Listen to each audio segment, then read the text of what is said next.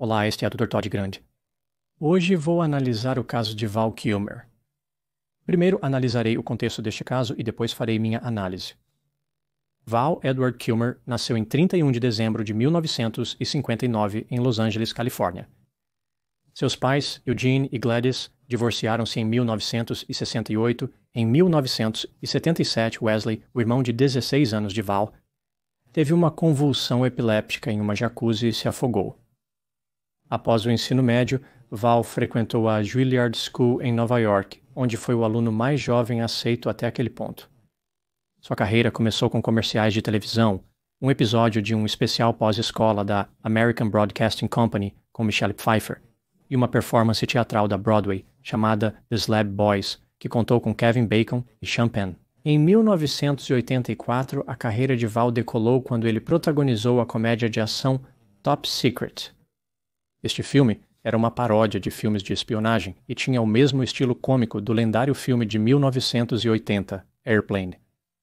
Após isso, Val Kilmer seguiu tendo sucesso em Hollywood.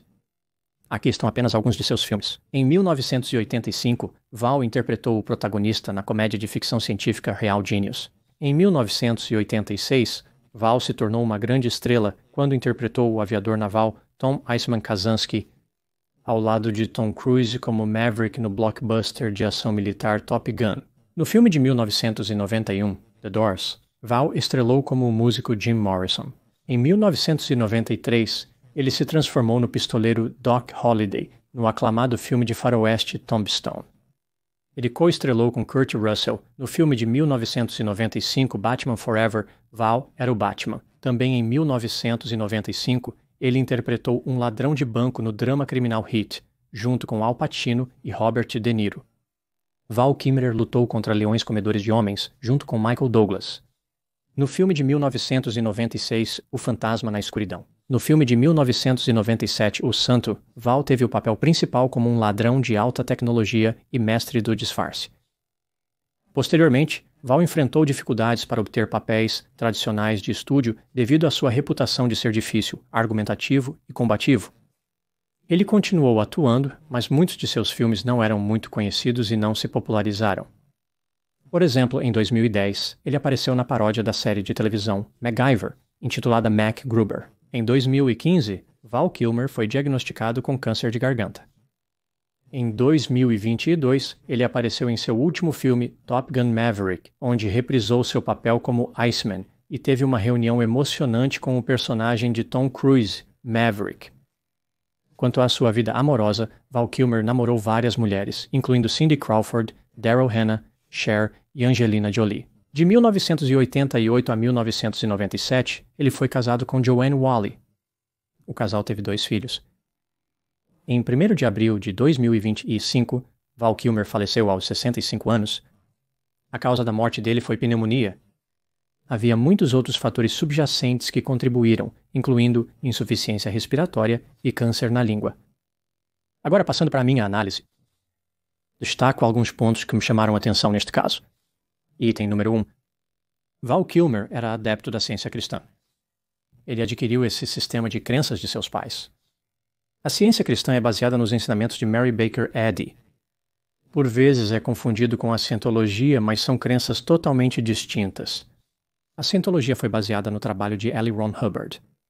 Tenho um vídeo à parte sobre a vida dele. A crença central da ciência cristã é que a doença e a lesão são espirituais e não físicas. Assim, elas podem ser curadas por meio da oração e da compreensão da perfeição divina. Infelizmente, a crença de Val Kilmer na ciência cristã pode ter contribuído para sua morte. Em 2014, Val foi forçado a cancelar seu show solo Citizen Twain após perder a voz. Ao mesmo tempo, ele notou que tinha um caroço na garganta e estava tendo dificuldade para engolir. Em vez de ir ver um médico, Val decidiu esperar. Ele se apoiou em sua fé na ciência cristã. Um dia, em 2015, quando começou a vomitar sangue, Val ligou para o 911 e aceitou o tratamento tradicional e convencional. Foi quando ele foi diagnosticado com câncer de garganta. Val fez 2 cirurgias na traqueia, o que tornou muito difícil para ele falar. Não é possível saber com certeza o que teria acontecido se Val tivesse buscado ajuda médica antes. No mínimo, né, o tratamento que ele recebeu provavelmente teria sido menos extenso porque o câncer não teria progredido tanto. Muito provavelmente, Val teria tido uma qualidade de vida muito maior e viveria mais tempo. As crenças religiosas de Val podem ser atribuídas não apenas às suas experiências iniciais, mas também à sua personalidade excêntrica. Suas características de personalidade desafiadoras também seriam caras para Val de outras maneiras, o que me leva ao item número 2. Em meados dos anos 90, os grandes estúdios de Hollywood já estavam muito cansados de Val Kilmer. Eles adoravam o dinheiro que ele trazia, mas ele era extremamente difícil de trabalhar. Ele foi descrito como argumentativo, combativo e fantasioso. Val tinha o hábito de levar uma filmadora para os sets e gravar as pessoas contra a vontade delas. Ele brigava com os membros da equipe, chegava atrasado no set e falava suas falas tão baixo que ninguém podia ouvi-lo. O diretor de Batman Forever chamou Val de infantil e impossível. O ator Marlon Brando jogou o telefone de Val em um arbusto e disse a ele que confundiu o tamanho do seu salário com o tamanho do seu talento. Item número 3. Val Kilmer enfrentou dificuldades financeiras apesar do sucesso inicial em Hollywood. Em 2010, o Internal Revenue Service colocou uma hipoteca de 500 mil contra ele por impostos não pagos. Vários fatores conspiraram contra Val, o que levou ao seu aperto financeiro. Por exemplo, após meados dos anos 90, ele não recebeu mais ofertas de atuação bem remuneradas. Os tratamentos necessários para o câncer eram caros. Val Kilmer teve perdas milionárias devido à má administração de seus imóveis. E ele investiu dinheiro em projetos pelos quais era apaixonado, que não tiveram sucesso comercial, como seu espetáculo solo Citizen Twain. Item número 4. O que eu acho que aconteceu neste caso? Isso é apenas uma teoria, minha opinião. Val Kilmer era criativo, inteligente, impulsivo, errático, artístico, excêntrico, argumentativo, arrogante, confiante, extrovertido, caprichoso e tinha um senso de direito. Na autobiografia, Val descreveu a importância do pensamento mágico em sua vida. Ele comparou sua mente a uma máquina de pinball. Ele usou uma linguagem expressiva, investiu em crenças bizarras e escreveu poesia. Ele se descreveu como um exibido, um rebelde e uma pessoa que sempre quis ser ator. Ele foi atraído pela emoção de estar no palco, mas rejeitou o estilo de vida festivo da elite de Hollywood. Vamos dar uma olhada em sua personalidade no modelo de 5 fatores. Eu me lembro dos 5 grandes traços de personalidade usando a sigla abertura, conscienciosidade, extroversão, agradabilidade, neuroticismo. Abertura, conscienciosidade, extroversão, amabilidade e neuroticismo. Val Kilmer tinha imensa abertura para experiências. Ele pensava em termos abstratos, amava ideias, desafiava a autoridade e tinha uma vida emocional profunda e complexa. Quando uma pessoa é muito aberta para experiências, ela pode se desconectar da realidade e suscetível a crenças incomuns.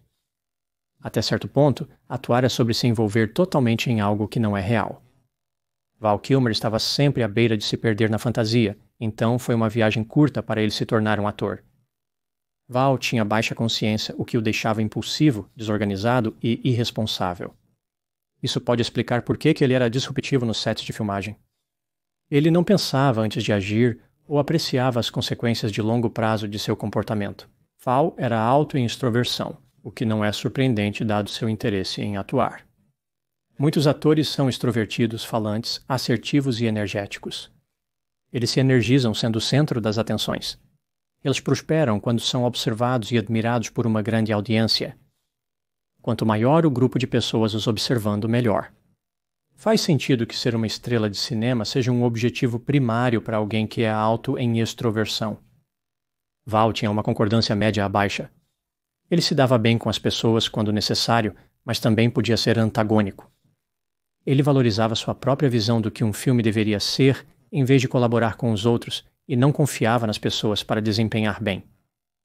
Val sentia que sempre entendia a melhor maneira de tornar um filme melhor. Quanto a neuroticismo, Val provavelmente estava na faixa média. Ele era complexo e temperamental, mas não particularmente deprimido ou ansioso, como seria típico de alguém com alto nível de neuroticismo. Ele também não demonstrou as características negativas como distanciamento emocional. Apesar de interpretar Iceman, Val não era frio como gelo. Apesar dos desafios de personalidade, Val Kilmer era um ator brilhante. Ele era destemido, expressivo e pensativo em suas performances. Val tinha um alcance incrível. Filmes de ação e aventura, comédias, dramas criminais, westerns, ele fazia tudo. Sua curiosidade e criatividade de criança eram expressas através da sua atuação. O famoso crítico de cinema Roger Ebert disse que se houvesse um prêmio para o protagonista mais subestimado da geração de Val Kilmer, Val deveria receber esse prêmio. O problema para Val é que as mesmas características que o permitiram ser um bom ator o tornaram um mau trabalhador. Ele acreditava ter o direito de irritar as pessoas durante as filmagens. Isso foi tolerado por um tempo, mas eventualmente ele não recebeu mais bons papéis. Não importa o talento de um ator, um estúdio sempre pode encontrar um substituto. Sempre há milhares de pessoas na fila querendo ser um ator famoso. Quando Val desenvolveu câncer, suas peculiaridades de personalidade voltaram a assombrá-lo. As crenças mágicas e fantasiosas que ele possuía levaram-no à decisão desastrosa de adiar o tratamento. Val Kilmer será lembrado como um grande ator que elevou sua profissão, mas também como um indivíduo problemático e solitário que foi implacavelmente perseguido por seus próprios demônios. Essas duas características podem existir na mesma pessoa ao mesmo tempo, e muitas vezes existem em Hollywood. Agora, passando para minhas considerações finais. A lição do caso de Val Kilmer é que pessoas que acreditam em bobagens podem ser divertidas e contribuir incrivelmente para as artes. Eles transformam excentricidade e causam performances inesquecíveis e vivas. O problema é que suas crenças vêm com um preço alto, um preço que é pago pelo ator e pelas pessoas que dependem do ator, como investidores e estúdios. A criatividade irrestrita às vezes pode ser celebrada como genialidade e como um dom raro, mas quando interfere na obtenção de dinheiro, a cortina cai e os aplausos desaparecem. Esses são os meus pensamentos sobre o caso de Val Kilmer. Muito obrigado por assistir. Falo com você em breve. Val Kilmer publicou uma autobiografia. Ele também teve um documentário intitulado Val. Ao olhar para o livro e para o documentário, parece claro que Val se arrependeu de seu comportamento nos diversos sets de filmagem, o que o colocou em apuros. Ele não considerou esse comportamento aceitável mais tarde. Não era como se ele tivesse aproveitado seu momento de glória e seguido em frente, indiferente. Ele olhou para aquele tempo com um pouco de nostalgia. Ele ansiava por reviver seus dias de glória. Ele rememorou seu tempo no Top Gun durante as filmagens. Ele rememorou Tombstone. Ele realmente reconheceu que estava em um lugar especial. Ele teve a oportunidade de ser um ator de primeira linha que muitas pessoas adorariam ter. Ele não deu isso como garantido mais tarde, embora na época ele tenha dado como garantido. Isso o meteu em problemas, em parte, e ele se arrependeu disso novamente. Acho isso interessante, pois é um tema recorrente entre pessoas que fazem terapia. Eles olham para um momento em suas vidas, como quando tinham um determinado emprego, ou estavam romanticamente ligados a uma certa pessoa, e pensam, aquele foi o melhor momento de todos. Eu queria poder voltar àquele tempo, àquele período de 5 anos ou 10 anos que foi há 10 ou 20 anos atrás. Independentemente do que estão observando ou do período de tempo que mencionam, eles anseiam por poder retornar a esse momento. Às vezes é realmente irrealista, como se quisessem voltar para o ensino médio. Isso nunca vai acontecer. Outras vezes é um pouco mais realista, mas ainda não é realmente viável em termos de ganhar a vida. Como eles podem se recordar com saudades de um emprego de nível inicial que tiveram ao se formarem no ensino médio ou na faculdade? Mas se eles voltassem e aceitassem aquele emprego, não conseguiriam pagar a hipoteca. Outras vezes é realista, mas talvez imprudente, como eles pensam em um relacionamento que gostariam de ter novamente, mas esse relacionamento pode ter envolvido álcool, violência doméstica ou algo similar. Havia um motivo para o término daquele relacionamento, que não era necessariamente culpa da pessoa. E não foi necessariamente ruim o término do relacionamento. Nas ocasiões em que alguém consegue voltar ao passado e reviver aquele sonho, como capturar aquela nostalgia novamente, raramente parece funcionar do jeito que eles querem. Eles podem dizer que vão desistir do que fazem agora, abandonar o emprego atual e voltar a ter o mesmo emprego que tinham anos atrás ou na mesma área, pensando que isso vai trazer de volta todos aqueles sentimentos positivos que agora experimentam através da nostalgia. Como mencionei, não funciona dessa maneira. Quando eles voltam para aquele emprego ou aquele relacionamento, ou seja lá o que estão tentando recuperar, eles percebem que às vezes é melhor seguir em frente. Às vezes, seguir em frente simplesmente tem um lado positivo real que eles não perceberam através da névoa da nostalgia. Agora, com Val Kilmer, ele ganhou muito dinheiro quando estava naqueles filmes de grande orçamento, naqueles filmes de sucesso, e depois teve problemas financeiros. Então talvez ele estivesse melhor se pudesse voltar e reviver sua vida anterior. Ao mesmo tempo, porém, Val realizou algo através de filmes independentes e filmes de baixo orçamento e todas as outras coisas em que ele participou. Não era como se ele não tivesse feito nada quando os grandes estúdios o baniram. Ele ainda teve uma vida produtiva. O câncer dificultou para ele realizar tudo o que queria, mas isso não estava relacionado a ser disruptivo no set de filmagem. O câncer era independente. Então eu acho que ele tinha muita coisa acontecendo que interrompeu sua carreira e talvez o encheu de arrependimento. Às vezes com atores famosos. Eles podem se tornar tão arrogantes e condescendentes porque acreditam em sua própria grandeza que na verdade se privam de oportunidades de continuar sendo grandes. Isso não ocorre com muita frequência. Muitos estúdios toleram atores disruptivos, mas isso acontece de vez em quando, e aconteceu com Val Kilmer. Ele foi um excelente ator, lembrado com afeto por muitos. E pode ser difícil pensar nele como alguém que falhou de tantas maneiras por sua própria admissão, alguém cheio de arrependimento. Mas as pessoas são complexas. As pessoas fazem coisas boas e ruins. Elas podem ser produtivas em alguns momentos e não produtivas em outros. Elas podem ter áreas da vida em que se destacam e áreas onde não se saem bem de forma alguma. Val Kilmer era um ser humano e, dadas as circunstâncias em sua vida, ele se saiu muito bem. Ele obteve grande sucesso financeiro no início e se tornou uma estrela. No final, Val tinha muito orgulho. Sim, houve alguns erros, mas ele deixou sua marca permanente em Hollywood de uma maneira positiva. Acho que também é notável que há essa lição sobre nostalgia que Val Kilmer pode ensinar. A nostalgia é sedutora e pode ser fascinante, mas se alguém pudesse satisfazer sua nostalgia, provavelmente não ficaria muito feliz com o resultado.